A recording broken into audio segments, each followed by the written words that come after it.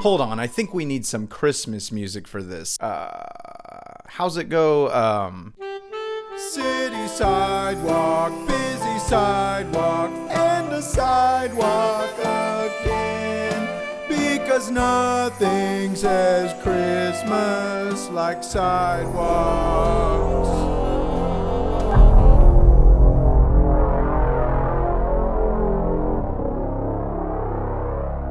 You don't have to be afraid. There's a lot of things going around about me, but none of it's true. Okay? Been a good boy this year?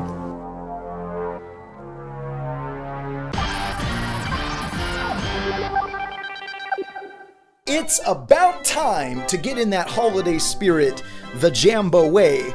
We've got a new round of consoles that Santa will be bringing to the good boys and girls this year, provided the scalpers will cooperate with him. And so it seems like a good time for me to ramble aimlessly about video games while shoehorning in a Christmas theme. Sorry, while stocking stuffing in a Christmas theme. I'm gonna share some Christmas morning memories, games I recommend for the holidays, or just games I remember playing during the holidays. So grab a candy cane, kids, let's get into it. It's probably no shocker that the Nintendo 64 steals the show as far as Christmas morning goes. I was a bit too young to keep up with all the technological leaps in video games, but I was definitely old enough to understand that the gap between this and this was fucking magic. We haven't had a leap that massive ever since, and there's a good chance we never will again, even if graphics today make it difficult to imagine being impressed by the N64. The first game we got was the first game everybody got on the system, Super Mario 64. I'm gonna talk a lot about this one because it is Christmas to me. Stepping into that castle and by effect diving into the new era of 3D was like goddamn Disneyland. All my siblings, actually the whole family, gathered around the TV that Christmas to watch and take turns, which was rare. I don't know that it ever happened again, at least not for many, many years. To this day, I get such a kick out of the rare occasion that I get to watch my mom try to play video games because it's f***ing hilarious, particularly when someone pisses her off in GTA. Maybe that will be a video one day, but for now, back to Mario. For all of us kiddos, our Mario 64 experience really was a medium for shared wonder, even though it was a single-player game. We would work together to solve the puzzles, but either way, it was just fun to watch, if only to bask in the 3D glory. Not to mention it was so jam-packed with secrets and mysteries that rewarded and in turn provoked the player's curiosity. Remember the first time you launched Mario out of a cannon? Or when you made him fly with the winged hat? Or when you discovered he could surf around on a turtle shell? Remember the first time you made Mario hump a tree? You might accidentally fall into a wall and find a new level, which of course prompted you to jump into every wall in the entire castle like a f***ing moron, and you were like, oh, okay, I guess it was just the one wall, until it wasn't!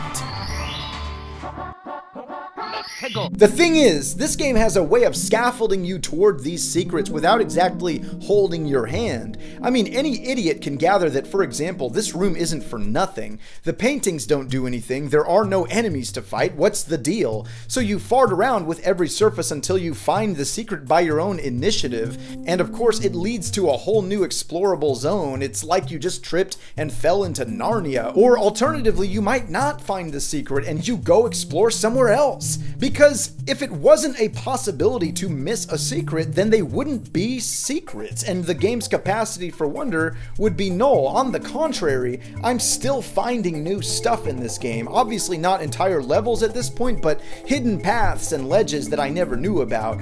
I played through it recently with the launch of 3D All-Stars, and I found a handful of stars that I'd missed after all these years. Imagine if this game just had a scan feature that highlighted all the secrets like so many games have today. Games of the HD era often have this need to explicitly indicate what you can interact with because the majority of their environments are essentially very intricately crafted cardboard, and the player assumes rightfully not to bother with any of it or even pay attention to it for that matter. It can be a breath of fresh air to play something where every object is placed with deliberate purpose.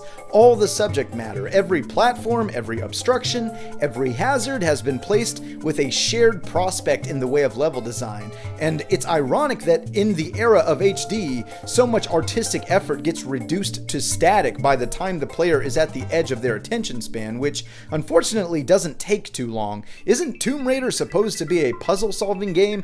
The scan kinda feels like a give me the answer button, if you ask me. As games strive to be more user-friendly, they sometimes fall into this trap of relinquishing the meaning of a challenge. Sometimes that means handing you the solution to a puzzle. Other times it means chipping away at the risk of failure. The N64 era was actually generous with its difficulty compared to what came before.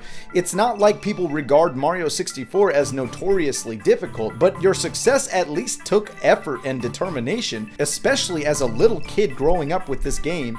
And I died 1,000 times in this game by the time I was 7, and I regret nothing, because it turns out, all along, the real Christmas gift was the valuable lessons that I learned. This game taught me that life is fucking pain and dismay. This game taught me that if you keep trying, one day when you're a full-grown man, you can finally beat the game and ascend to be the envy of everyone you know while they continue to live their sad lives with families and careers. Wishing they had the thrill of defeating the tyrant Bowser and saving the princess who for years was waiting patiently for her brave savior to deliver her from evil. She was not. She was smooching with your brother. What? That fucking Christmas morning 2001, we got the Xbox Prime with one of the greatest launch titles of all time, Halo Combat Evolved. This was that rare surprise when you get something awesome that you had no idea you even needed. Most of us didn't know what Halo was. We were at the ground floor of something that would go on to be one of the most impactful game franchises of all time, and although we'd played other shooters like GoldenEye, Halo was an obvious significant leap forward, and as a kid who grew up on Predator and Aliens, in my young mind, this was like an epic amalgam of those flavors. Even if looking back, that feels like kind of a reach. No pun intended. I remember that first encounter with an elite being so intimidating. We knew the moment we got our hands on this that it was the start of something big. It felt like a new era. Obviously, it was the technical spectacle that drew us in, but that split-screen co-op was the real source of the magic. That together element would of course be fully realized a few years later with the advent of Xbox Live, but until then, we made it a tradition to get together and play through the snow level every holiday season. I guess the snow felt kind of festive. In 2006, the family got a Wii, and that too was a big highlight, believe it or not. I know it was a big wad of gimmicks, but oh boy, those felt pretty magical at the time. I have a crisp memory of all those little boot up sounds. The Wii really shines in the way of UI charm. They cared very much about how it felt just to sit down and boot it up. Everyone in the family took turns making a Mii, and then we played Wii tennis and bowling like all Christmas Day. I remember there was this race among everyone I knew to be the first to beat Twilight Princess. Incredible launch title, by the way. Anyone else remember Red Steel? I remember being so convinced as a tween idiot that those motion controls were the goddamn future. I know it's popular to shit on the Wii these days, but back in 06, it was jolly, even if we all outgrew it pretty quickly. The next memory that comes to mind was Christmas Eve 2011. Skyrim had just come out, and I was having one of those nights by the Christmas tree, dungeon crawling in Dwemer ruins and looking up at those tantalizing northern lights.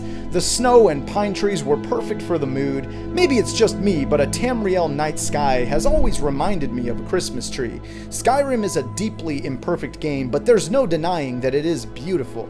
So, far up in the vast glacial stretch, I came upon an old man in a cave. He, as you might know, puts the player on the path to Blackreach. But unlike most players, I found him serendipitously. I had no idea what I was getting into.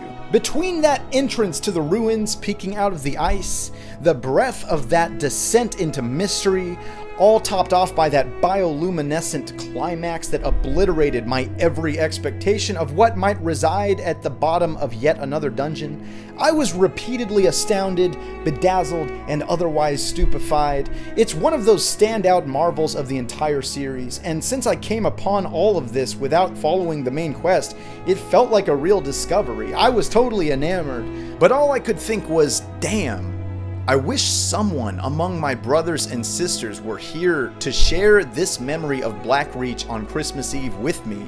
the way we used to with Morrowind or Halo or Mario 64. And you might be thinking, what do you mean? Where was everyone? Well, by that time, everyone had moved out and gone in their own direction in life. Some were married or having kids.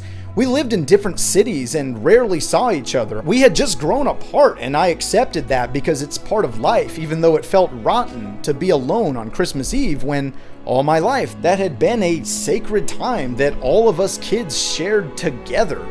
And then it was just me. And I'm not trying to bum you out. The reason I'm sharing this is life does that, but we really never see it coming. There's no point in holding any animus over it, but I think it's important to live with a deliberate awareness that those times are fleeting, and for that, they should be actively treasured. Obviously, no one saw 2020 coming, and now it's harder than ever to spend time together. Depending on where you live in the world and what the restrictions are there, you may not even be allowed to uphold your normal family traditions. Of course, I don't mean to make light out of any of that, but maybe when we come out of all of this and the virus is finally behind us, we will have a renewed appreciation for being together. I think it's no secret that people are longing for that. But for now, if you are lucky enough to get a PS5 or Xbox Series X or S this Christmas, be sure to cherish that, maybe make some Christmas morning memories. And don't forget to thank Santa for buying you your new console. Or, well, I mean, I guess obviously they make the toys at the North Pole. I mean, wait a second, hold on, can the elves make an Xbox? How the hell does that work? Because you always see them with like a hammer and nail. That doesn't really make any sense. Like, it says made in China? That doesn't make any sense because the North Pole is not in China. What the? That's just not, that doesn't. Wait, what the?